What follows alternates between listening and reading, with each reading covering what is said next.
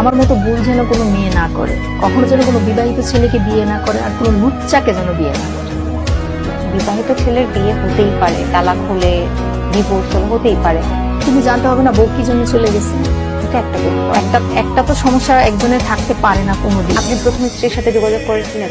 যোগাযোগ হয়েছে, দেখা হয়েছে। কি বলেছেন? তার হাজবেন্ড তো এখানে চ্যানেলের একজন রিপোর্টার, কোন চ্যানেল খেয়াল নেই। উনি কি বলেছিলেন ওনাদের ডিভোর্সটা কেন হয়েছে? ফুফাতো বোনের সাথে, যাই হোক, মানে ফুফাতো বোনের সাথে প্রেম ছিল আপনার হাজবেন্ড?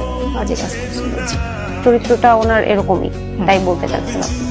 এখন তো ডিভোর্স হয়নি, হয়েছে? না, ডিভোর্স দেয়নি, সে অফিসিয়ালি ভাবে আমাকে ডিভোর্সটা করেনি। ডিভোর্স মামলা দিয়েছেন কয়টা এখন?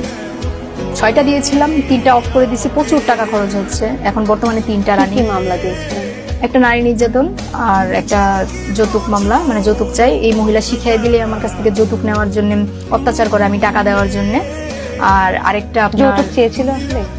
হ্যাঁ চেয়েছে। চাইতো টাকা, আমার জায়গা বিক্রি করে এনে দিতাম। তারপর